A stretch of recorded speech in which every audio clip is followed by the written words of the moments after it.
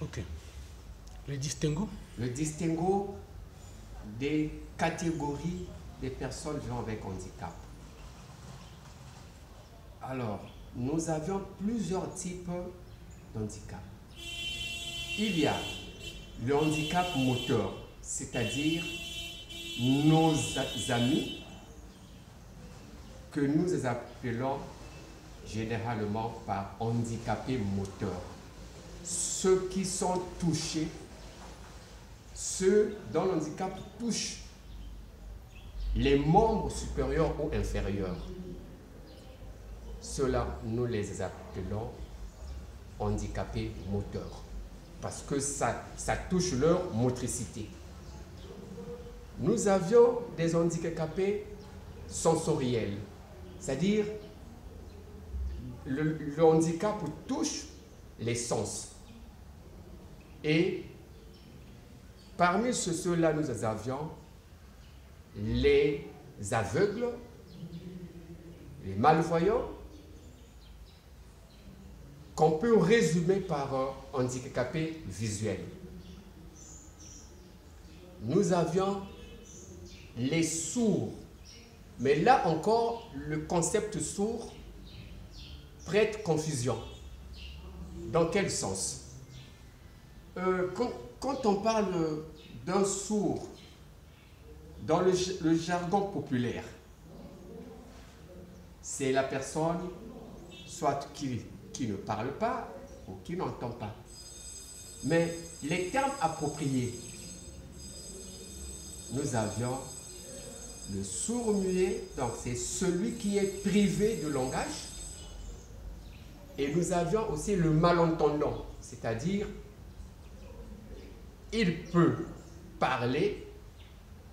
Si vous suivez bien les mouvements de ses lèvres, vous pouvez le comprendre, qu'est-ce qu'il veut dire, mais c'est malentendant, c'est-à-dire il n'entend pas bien, et le ministère des Affaires sociales, par le truchement de son département technique que je dirige, peut lui apporter une aide, ce qu'on appelle les prothèses auditives.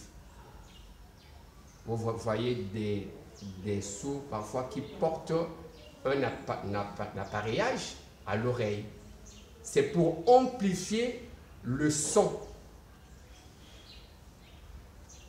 Excepté cela, nous avions aussi les handicapés mentaux, les déficients intellectuels. Les déficients intellectuels. C'est-à-dire, c'est des gens que le commun de mortels qualifie parfois à tort des enfants ayant des troubles psychiques.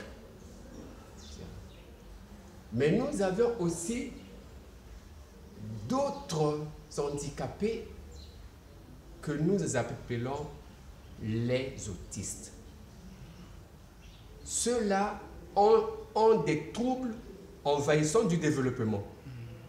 Ils souffrent des troubles envahissants du développement. L'enfant peut présenter des problèmes de socialisation, c'est-à-dire parfois il est en retrait de la société, il ne veut pas être avec les amis, etc. Et il y a aussi une catégorie d'handicap lourd. J'appelle ça handicap lourd parce que c'est des enfants qui coûtent cher pour les familles économiquement faibles. C'est des enfants IMC, infirmes moteurs cérébraux. C'est des enfants infirmes moteurs cérébraux. Vous pouvez voir un enfant jusqu'à l'âge de 8 ans, 9 ans, il ne peut pas se lever. Il ne peut pas se lever. Bon, ça ne sert pas d'entrer en détail parce que j'ai affaire à un public qui n'est pas peut-être du domaine, on risque de s'aimer la confusion. Ouais. Et ça va vous surprendre. Je vous donne une information. Les albinos,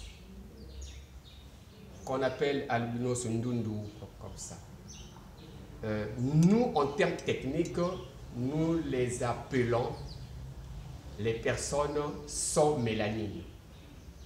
Ces personnes-là aussi sont des handicapés. Sont des handicapés. Alors, je pense que j'ai fait le tour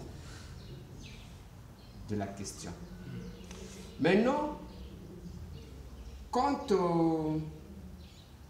à la direction de la réadaptation, il faut faire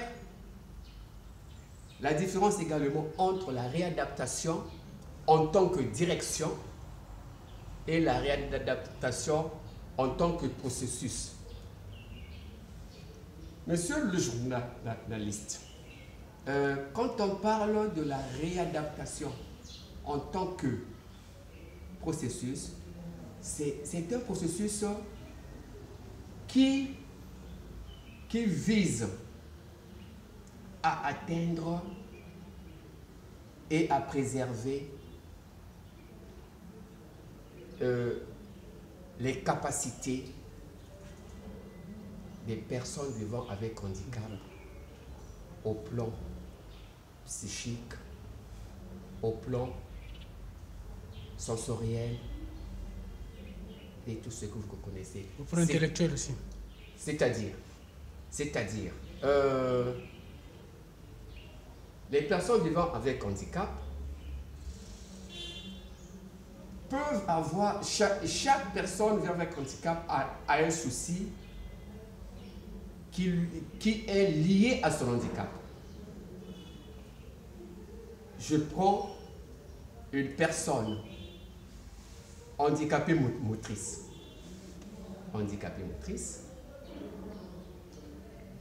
qui, pour se mouvoir, tient souvent sa jambe, touche son genou pour marcher. Mais cette personne-là, si nous la laissons dans cette démarche, il sera doublement handicapé. Donc, il faut la réadapter pour éviter en lui un deuxième handicap. En faisant quoi? Très bien. En faisant quoi? Vous pouvez, selon l'avis médical, on peut lui apporter une aide technique à la mobilité, c'est-à-dire soit une canne, soit une béquille. Parce que le fait qu'il s'appuie sur son genou, ça peut aussi créer une scoliose, autrement dit une déviation latérale de la colonne vertébrale. Ok. Et une autre question. Les examens d'État passés, vous avez eu à présenter quelques candidats. Est-ce qu'on peut en savoir un peu plus? Oui. Quels sont ces candidats? C'est pas un secret. Nous avions présenté au baccalauréat général.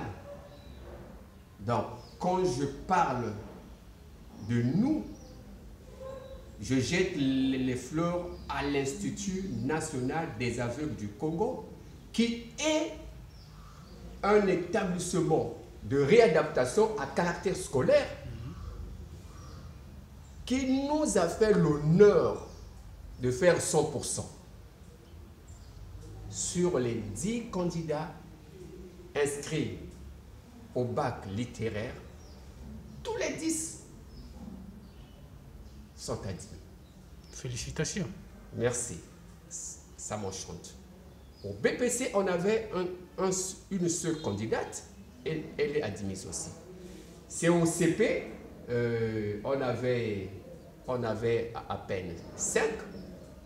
Ceux-là aussi, ça marchait. Donc, c'est pour moi une joie d'en parler et une fierté surtout. C'est une fierté pour moi. Ok.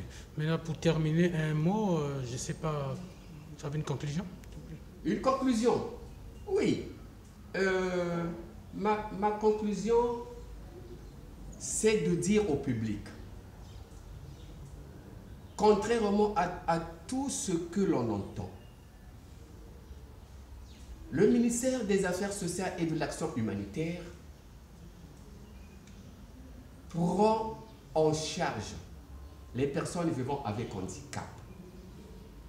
La prise en charge peut être éducative.